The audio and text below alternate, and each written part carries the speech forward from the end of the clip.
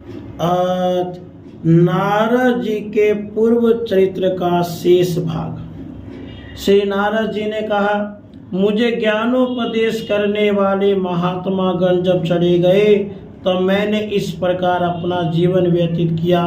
यद्यपि उस समय मेरी अवस्था बहुत छोटी थी। मैं अपनी माँ का इकलौता लड़का था। एक तो वह स्त्री थी, दूसरे मूल और तीसरे दासी थी। मुझे भी उसके सिवा और कोई सहारा नहीं था। उसने अपने को मेरे स्नेह पास से जकड़ रखा था। वह मेरे योगक्षेम की चिंता तो बहुत करती थी, परंतु पराधीन होने का कुछ कर नहीं पाती थी। जैसे कठपुतली नचाने वाले की इच्छा के अनुसार ही नाचती है, वैसे ये सारा संसार ईश्वर के अधीन है। मैं भी अपनी माँ के स्नेह बंधन में बंधकर उस ब्राह्मण बस्ती में ही रहा। मेरी अवस्था केवल 5 वर्ष की थी। मुझे दिशा, देश और काल के संबंध में कुछ भी ज्ञान नहीं था। एक दिन की बात है, मेरी माँ गौ दुहने के लिए रात के समय घर से बाहर निकली। रास्ते में उसके पैर से सांप छू गया। उसने उस बेचारी को डस लिया। उस सांप का क्या दोष, काल की ऐसी ही प्रेरणा थी। मैंने समझा भक्तों का मंगल चाहने वाले भगवान का यह भी एक अनुग्रह ही है। इसके बाद मैं उत्तर दिशा की ओर चल पड़ा। चलते चलते मेरा शरीर और इंद्रियां शिथिल हो गई। मुझे बड़े जोर की प्यास लगी। भूखा तो था ही। वहाँ एक नदी मिली। उसके कुंड में मैंने स्नान, जलपान और आचमन किया। इससे मेरी थकावट मिट गई।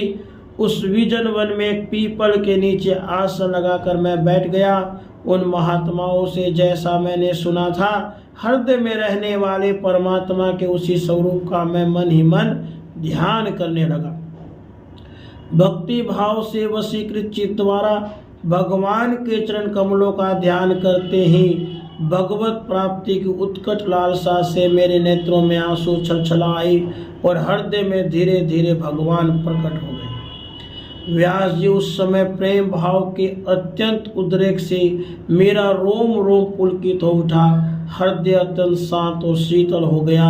उस आनंद की बाढ़ में मैं ऐसा डूब गया कि मुझे अपना और ध्येय वस्तु का तनिक भी भान न रहा। भगवान का वह अनिर्वचनीय रूप समस्त शोकों का नाश करने वाला और मन के लिए अत्यंत लुभावना था। सहसा उसे न देख मैं बहुत ही विकल हो गया और अनमना सा होकर आसन से उठ खड़ा हुआ। मैंने उस स्वरूप का दर्शन फिर करना चाहा, किंतु मन को हृदय में समाहित करके बार बार दर्शन की चेष्टा करने पर भी मैं उसे देख न सका। मैं तृप्ति के समान आतुर हो उठा। इस प्रकार निर्जन वन में मुझे प्रयत्न करते देख स्वयं भगवान ने, जो वाणी के विषय नहीं है, बड़ी गंभीर और मधुर वाणी से मेरे शोक को शांत करते हुए कहा, खेद है कि जन्म में तुम मेरा दर्शन नहीं कर सकोगे। जिसकी वासनाएं पूर्णतः शांत नहीं हो गई है, उन अधकचरे योगियों को मेरा दर्शन अत्यंत दुर्लभ है। निष्पाप बालक, तुम्हारे हृदय में मुझे प्राप्त करने की लालसा जागृत करने के लिए ही मैंने एक बार तुम्हें अपने रूप की झलक दिखाई है। मुझे प्राप्त करने की आकांक्षा से साधक धीरे धीरे हृदय की संपूर्ण वासनाओं का भली भांति त्याग कर देता है। अल्पकालीन संत सेवा से ही तुम्हारी चित्तवृत्ति मुझ में स्थिर हो गई है। अब तुम इस प्राकृत मलिन शरीर को छोड़कर मेरे पार्षद हो जाओगे। मुझे प्राप्त करने का तुम्हारा यह दृढ़ निश्चय कभी किसी प्रकार नहीं टूटेगा। समस्त सृष्टि का प्रलय हो जाने पर भी मेरी कृपा से तुम्हें मेरी स्मृति बनी रहेगी। आकाश के समान अव्यक्त सर्वशक्तिमान महान परमात्मा इतना कह के चुप हो रहे। उनकी इस कृपा का अनुभव करके मैंने उन श्रेष्ठों से भी श्रेष्ठतर भगवान को सिर झुकाकर प्रणाम किया। तभी से मैं लज्जा संकोच छोड़कर भगवान के अत्यंत रहस्यमय और मंगलमय मधुर नामों लीलाओं का कीर्तन और स्मरण करने लगा। सब प्रिया और मदमत्सर मेरे हृदय से पहले ही निवृत्त हो चुके थे। अब मैं आनंद से काल की प्रतीक्षा करता हुआ पृथ्वी पर विचरने लगा। व्यास जी, इस प्रकार भगवान की कृपा से मेरा हृदय शुद्ध हो गया, आसक्ति मिट गई और मैं श्री कृष्ण परायण हो गया। कुछ समय बाद जैसे एकाएक बिजली कौंध जाती है, वैसे ही अपने समय पर मेरी मृत्यु आ गई। मुझे शुद्ध भगवत पार्षद शरीर प्राप्त होने का अवसर आने पर प्राप्त कर्म समाप्त हो जाने के कारण 5 भौतिक शरीर नष्ट हो गया। कल्प के अंत में जिस समय भगवान नारायण एक कारणव प्रलय कालीन समुद्र के जल में शयन करते हैं, उस समय उनके हृदय में शयन करने की इच्छा से इस सारी सृष्टि को समेटकर ब्रह्मा जी जब प्रवेश करने लगे, तब उनके श्वास के साथ मैं भी उनके हृदय में प्रवेश कर गया। 1 सहस्र चतुर्युगी बीत जाने पर जब ब्रह्मा जगे और उन्होंने सृष्टि करने की इच्छा की, तो उनकी इंद्रियों से मरीचि आदि ऋषियों के साथ मैं भी प्रकट हो गया। तभी से मैं भगवान की कृपा से वैकुंठ आदि में तीनों लोकों में बाहर और भीतर बिना रोक टोक विचरण किया करता हूँ।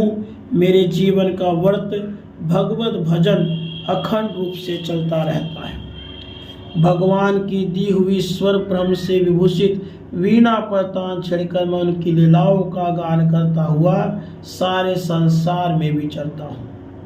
जब मैं उनकी लीलाओं का गान करने लगता हूँ, तब वे प्रभु जिनके चरण कमल समस्त तीर्थों के उद्गम स्थान है और जिनका यशोगान मुझे बहुत ही प्रिय लगता है, बुलाए हुए की भांति तुरंत मेरे हृदय में आकर दर्शन दे देते हैं।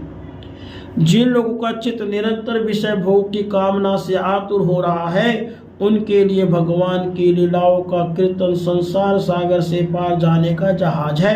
यह मेरा अपना अनुभव है।